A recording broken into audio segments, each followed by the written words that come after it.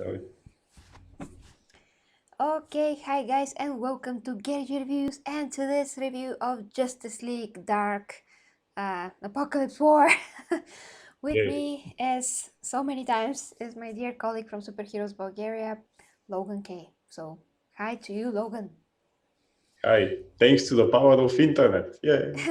Yeah, thanks to the awesomeness of the internet, we are here to review this animation that is a part of the new 52 DC animation lineup, you can say, series of different episodes and animations. And this Apocalypse War marks the end of that. So from this point on, we're going to have new, probably DCAU animated universe and new ideas and who knows what actually, but this was the Or end. new So adaptations of the Rebirth lineup that they have in comics now. yeah, let's say Probably. that. Yeah, let's Who say knows? this. Hi to A Gaming. Last of Us 2 trailer is out. Really? Really? Oh gosh, okay. Well, I'm gonna cover Oh, that. It's yes, we just do. gonna be a bit later because today I have a full schedule of stuff, but yeah, I'm definitely going to cover that. Damn it, I touched my mic, sorry. So hi to Ivy. Yeah, the theme strikes again. The depths Yeah. of the hidden realms of wonder, adventure, and mystery. That is from Ivy. It's poetic. Oh, yeah, thank you very much for the happy name day. Hi to you as well. What do we think about this, this last episode, so to speak, of the DC lineup? We think that it's pretty great, especially for an end, and especially that it ended in the way that we're not going to spoil, but we are going to say that it's very fitting and it's basically aligned with how the comic book ended, I think. But Yeah. it does not have that much in common with the comic book, as you may think, right? Yeah. But if you have read the comic book, this is actually its own thing. This movie, it's pretty different. So you're up for surprises, as we say. And for the name Justice League Dark, it is pretty dark, by the way. So maybe that's why it's called Justice League Dark. Yeah, this is the most brutal animation that I ever seen, I think. I mean, it's very dark. It goes to a lot of dark places and brutality and, totally uncensored blood and gore, you can say. And even words. But that's because Constantine is there. So Yeah, he is to blame. He's to blame for yeah. everything. And hi to Jay. Yeah, I know that I just, A Gaming just said that the Last of Us trailer came out. So 5 videos today, at least. You have to make at least five. And Jay, I hope that you're doing okay. So yeah, I think that this was pretty great. I watched it twice. It was literally very fun ride, although it's not very fun. I actually was pretty depressed in the beginning when everything started, and I saw how it all played out, and I was pretty shocked. But then, everything started to get more clear, and we found out what happened and how it happened and why it happened. Although I'm not sure about how it happened, but we're not going to get into the spoiler sections at all. But let's just say that something else also happened with Constantine in the beginning. I was very angry about that. Then they explained it, which was I was very pleased about that. You also see a lot of characters here, even the Suicide Squad, which was fun. Harley is there as well. That's not really a And King spoiler. Shark, who is the shark? Yeah, King Shark, who said that he is a shark, a shocker. I just didn't expect I was that. waiting for him to say I am Groot, but Yeah, that I'm didn't. Groot. Yeah, that's the only thing that's missing. I'm Groot. So yeah, it was pretty pretty good. I'm pleased with it. I was not bored in any point of the animation. The same way that I was, let's say, in Batman Hush, or some of the other animations that were not up to par to what we are used to seeing from DC. But judging, like going through all the other animations from this series, I think that this is a very fitting end. It's a very quality animation as a whole. So the mere fact that I can watch it twice and have so many memorable moments between the characters and what actually happened, does kind of, tell you that it's pretty good. So, yeah, I would say that it's definitely like an 8 out of 10 DC Yeah, I would also animation. give it 8 because it's really rewatchable. It's actually fun to watch it again. Like some of the other movies of that continuity, as you say, like Batman Hush. As much as I would love to watch it again, I just can't. And things like Batman versus Robin or Batman Bad Blood, which are the most boring things for me out of that continuity. This actually was really good.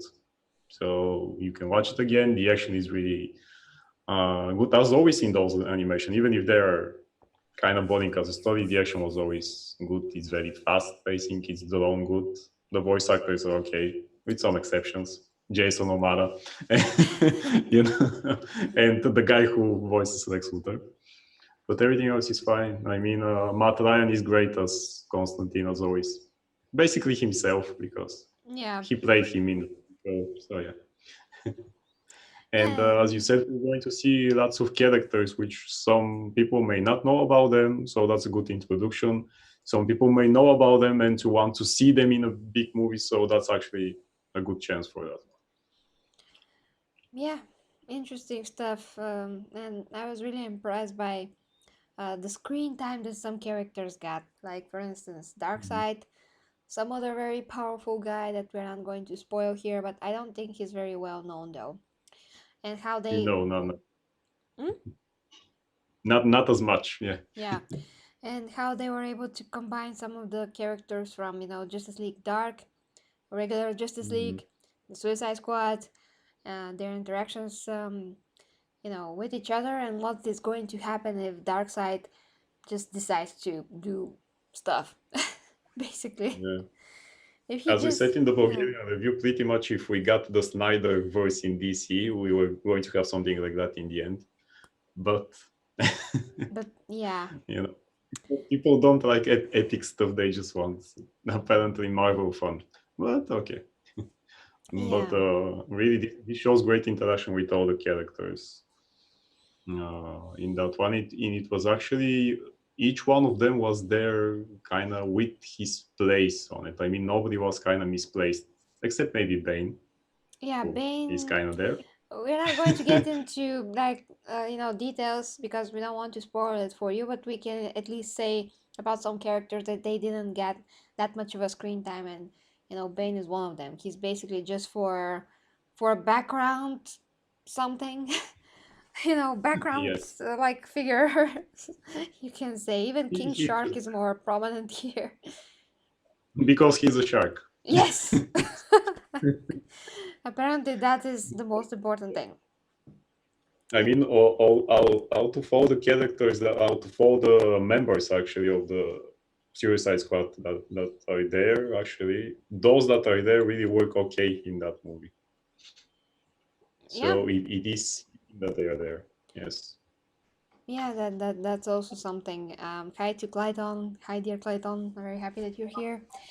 Um, yeah, I wanted to say actually that also, again, it's not a spoiler, but since we said that Suicide Squad is kind of here, Harley Quinn is also kind of here. She's fun, but Yeah. it's like more her classical version. Is not the Harley from her show, which now is a lot more developed and fleshed out character as she was before. Here they are trying to um, kind of touch a bit, like touch with a feather her version that is now in terms of how she behaves, but for the most part is the old Harley. She does have some pretty awesome lines.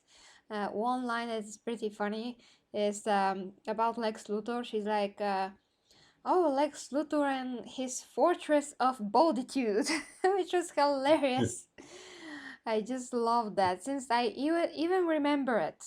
That's something. Even that the fact that I remember that, it's really cool. So I love how she was crazy, not that smart, but still does the job because she's nuts.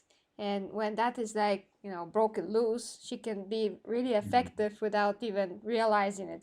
She just is nuts, and that is very good in the situation that they were in, so to speak. So yeah, that's the fun But that about didn't help her with Lois Lane. There is a cool scene with her and Lois Lane there. By the yeah. way, I like Lois here and the role that they gave her. And if people know the background of Lois Lane, it's actually pretty logical that she can do those things.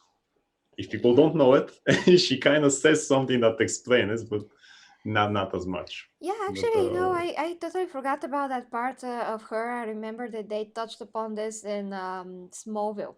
In Smallville, they did yeah, show that she was, an army brat. That is what we're talking about here. And mhm. of course, that if her father is, how to say this, very strict military personality or general, whatever he was, of course that's going to Yeah. reflect her personality in some kind of a way, and she's going to Mhm. be, more determined, more driven, more strong as a whole, because he probably going to, I mean, the way that he treated her when she was growing up, probably it was pretty strict and kind of seemed loveless on the surface, because he will be giving her, a lot of tough love when growing up. So that is going to form a character that makes total sense when you know how Lois is, and what Yeah, she's this about. helps her as a journalist also because you need to have those qualities as a journalist. I mean, you can't just be. We even see it in some other animations when, like for example, in Superman the animated series, when she first met with the Quark, she always tries to steal the stories and things like that. Which in that business you have to do, and you need certain military qualities to stood up among other journalists. So it's Yeah, really logical for. and to go where it's dangerous, and to not have a Mhm. fear, and just to be Mhm. so assured of herself that she knows that she's not gonna die. She's just going to go and do her stuff, and she doesn't care how dangerous it is. She's just so very super assured of herself, and that kind of makes her, you know reckless. And Superman sometimes has to save her, but on the other hand, she really does know how to take care of herself, unless it's something that is too much of a huge threat or a problem, where in that case, of course, that she's gonna be in danger, but at least she is doing whatever is possible physically and mentally to get out of a situation, and just maneuver around whatever is happening. So that is cool quality to her character. She's not like totally damsel in distress or something like that. Mhm.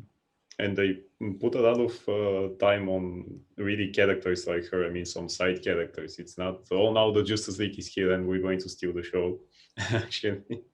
But the different characters have different spots. Constantine, for example, steals the whole show for me because it's kind of, you can even see it in the poster. He's up front there. Not even Batman is there, by the way, which Yeah. most of the time in those adaptations, usually even the first adaptation of Justice League Dark that they have done, Batman was front and center, and then the other people from the Justice League Dark behind him. Now, now it's not like that, which is a great thing because they really remember that, oh, we have other characters. We don't have to do adaptation just of Justice League or Batman or even Superman. We actually have other characters, and we can show them to the world with our favorite characters. And Yeah. this is it really shows, by the